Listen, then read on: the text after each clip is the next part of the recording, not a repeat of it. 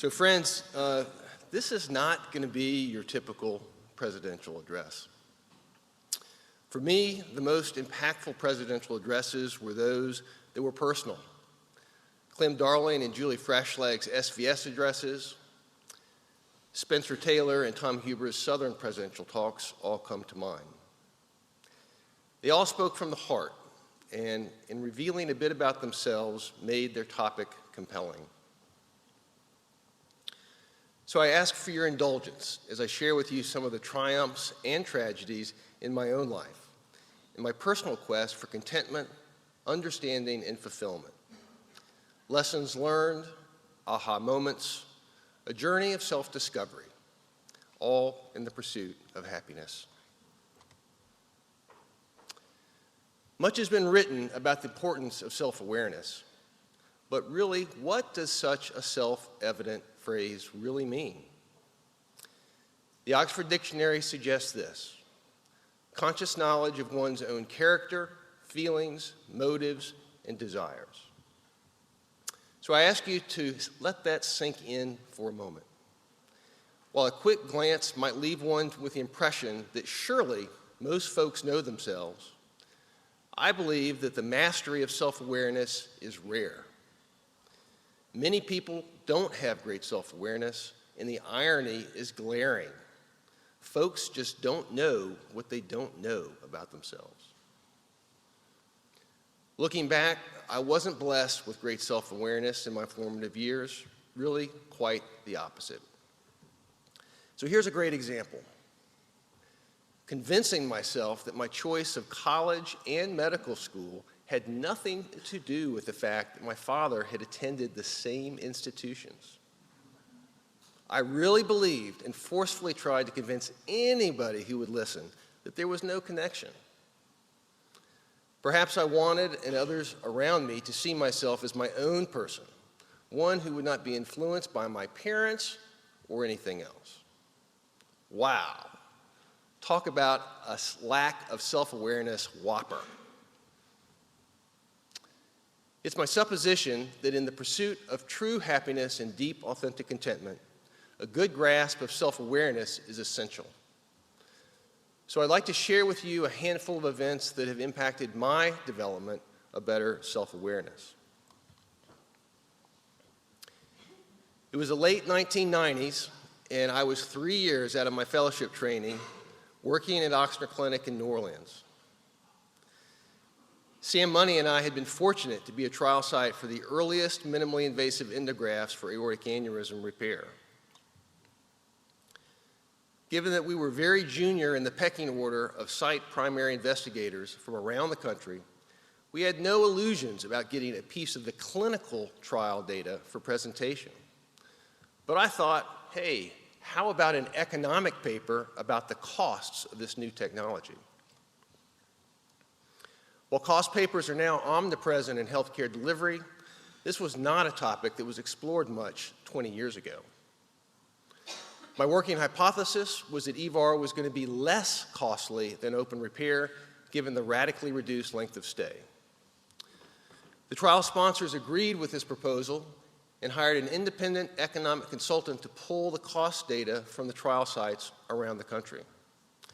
The summary data was finally delivered to me the afternoon before the SVS abstract deadline. I was floored to find that my hypothesis had been completely wrong. AAA management with EVAR was actually much more costly, primarily because the endograft cost was over 50% of the total hospitalization cost. I knew immediately that these data were abstract gold and spent the rest of that evening writing. So now is where it gets interesting. The abstract was highly ranked by the program committee and initially placed as the second podium presentation of the opening plenary session. But then we received word that at the direction of the SVS president, our abstract had been removed entirely from the program.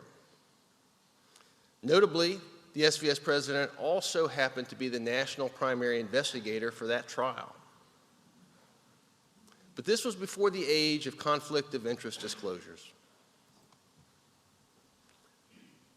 While we were successful in getting our abstract back on the program, the patient-level data and cost methodology were suddenly no longer available from the sponsor's consultant at the bequest of the sponsor's marketing department. Anyone old enough to be at the SVS meeting 20 years ago will likely remember the drama. The invited discussant for the paper was, interestingly, the SVS president.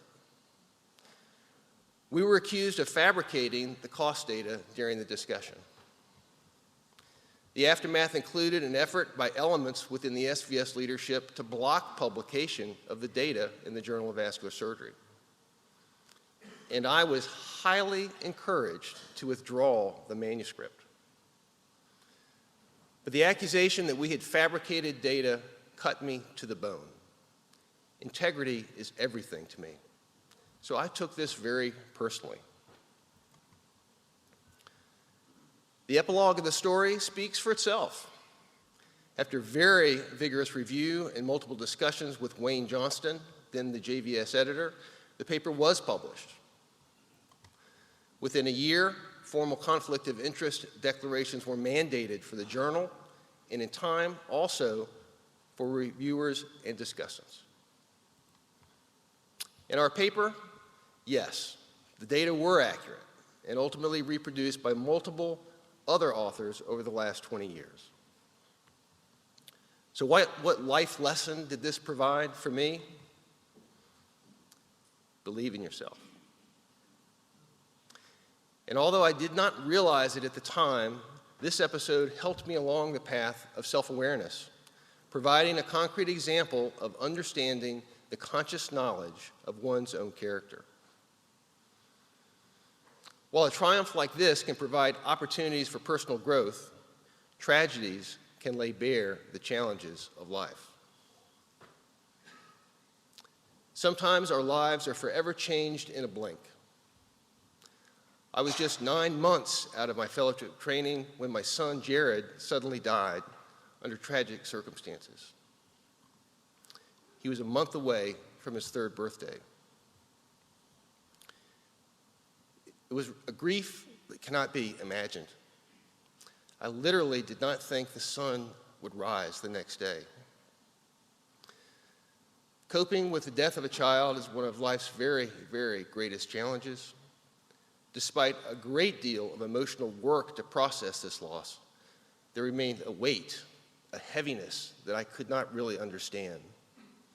And in retrospect, I did not have the self-awareness to access it. Many years later, I was finally able to locate that heavy weight in my emotional backpack. To lighten that load, a counselor suggested that I write Jared a eulogy from me to him. It took me almost 18 months to make it happen. And I'd like to share some portions of that with you. Almost 20 years since you've been gone, taken away in an instant. No opportunity to tell you or show you how much you were loved.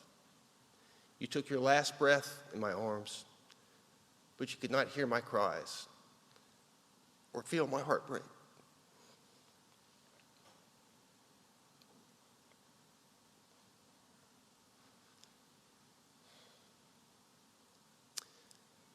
It is a father's responsibility to protect his children. I was not there to protect you that horrible day, and have never completely been able to go there and imagine your pain, confusion, and wondering, where is my dad?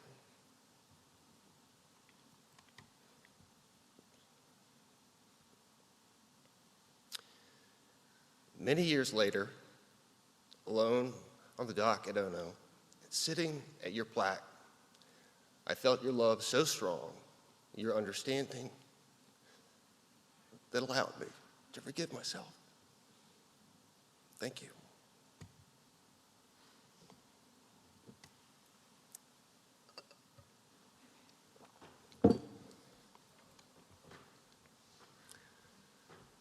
So believe it or not, I'm going to segue to Brad Pitt. one of the world's sexiest guys, who has dated, wedded, and/or bedded some of the most beautiful women in the world.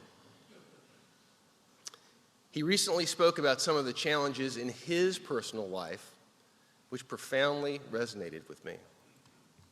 And he said this: "The fact is, we all carry pain, grief, and loss. We spend most of our time hiding it, but it's in there. It's in you. So you need to open up those boxes." A central part of self-awareness is being able to locate, access, and process your feelings. As a head-directed person, that's frequently been a challenge for me. It took me almost 20 years to process the reality that I was feeling guilt about my son's death, holding on to it, despite the lack of any culpability. And processing and exercising that deep hurt was a big deal. I feel lighter, more self-aware, and perhaps a bit farther along that path in the pursuit of happiness. Friends, what pain, grief, loss, or sadness are you holding on to? Leaving it unprocessed in your emotional backpack creates heaviness, and that weight is an impediment to finding the peace, contentment, and joy that you deserve. As vascular surgeons, we excel in cerebral, thought-directed activities, but are frequently challenged when it comes to accessing and processing our feelings, especially ones that are painful. I urge each of you to look inward and embrace the challenging emotional work of processing those hurts that many of us carry. There's no more important action you can take for augmenting self-awareness in your personal journey of self-actualization, pursuing happiness and contentment. The second most difficult challenge in my life was that of divorce, a cataclysmic event that many of us have faced but rarely discuss. The reasons for dissolution of marriage are protean and unique to every couple. For me, I finally came to the realization that I had been living between anger and despair for a long time. I've been working harder and harder trying to make my wife happy, hoping that that would improve our marriage. And ultimately, I had an aha moment, realizing the fundamental error in my thinking. It's just not possible to make someone else happy. We are all ultimately responsible for our own individual happiness. It was like a great weight had been lifted from my shoulders. I was toiling at an unattainable goal. I'd be told later by friends that this dynamic had been so clear to them for a very long time. So why did it take me so long to realize it? Well, when you're in the middle of an emotional vortex, one just cannot see what may be so obvious to those around you. Twin 3-year-olds and a 12-year-old daughter, joint custody. It was hard. I lost 10 pounds in the first 2 weeks of separation, juggling childcare and call responsibilities, being lonely. It took a toll on my ability to function professionally. My clinical productivity fell, and my academic pursuits were shelved. Just not enough bandwidth. But it was undoubtedly the right decision for me and for my children. A year later, I met Tasha, my soulmate. In our 15 years together, she has demonstrated extraordinary love and devotion with sacrifice that few women would bear. Foregoing the chance to have her own children, she was all in with one of the most challenging and underappreciated jobs of all, that is a stepmother. Our children, Whitney, Annie, and Will, are thriving in no small part to her mothering, providing love, care, and attention. I am so incredibly proud of them. Who they are and how they are is an enormous blessing. Family and faith is everything to me. But I would be remiss not to brag on Tasha's influence on me. Simply put, I am the best version of myself with Tasha. There are not sufficient words to describe my love, admiration, and gratitude. Thank you, sweetie, for being in our lives. So let me take you to another moment in my life at the 2007 winter meeting of the Vascular and Endovascular Surgery Society, the last run of the last day of skiing. It could not have been more cliche. After stating, "Last one to the hot tub's a rotten egg," I fell and suffered a nasty mid-shaft spiral tib-fib fracture.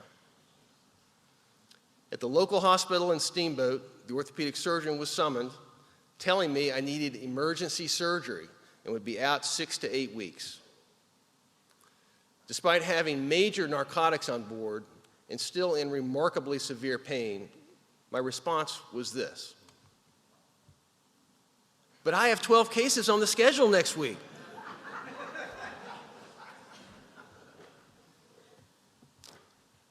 So let's unpack that for a moment, shall we? Did that response demonstrate great self-awareness? Not so much.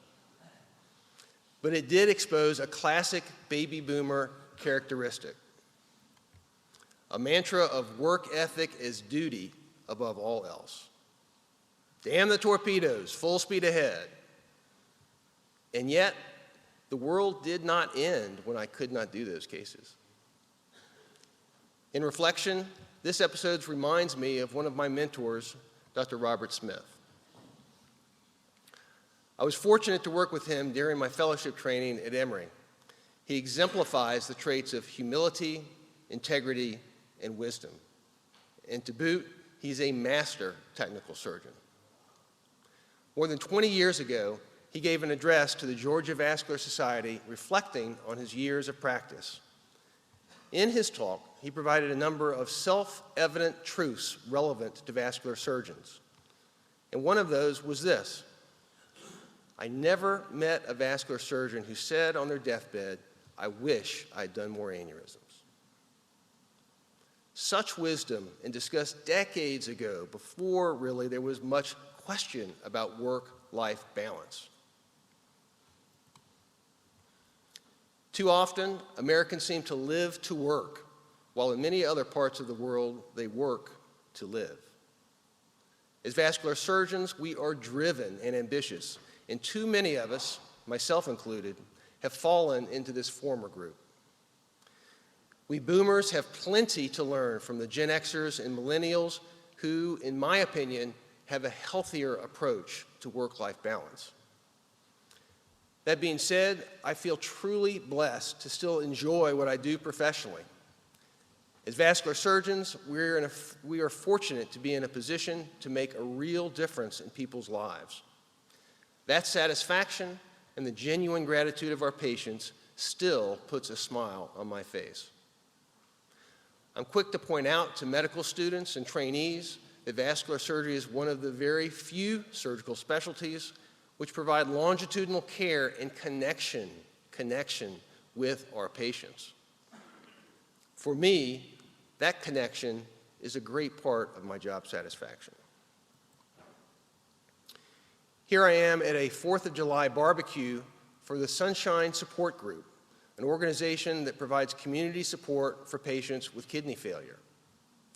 This organization is run by my patient Wilbert Williams and his wife Barbara, shown here on your right. Through the years, I've helped save his leg and keep his fistula functional. He had asked me to come to this event for years, but I was always too busy. Well, this year, I made it. And the remarkable thing was his appreciation of my attendance.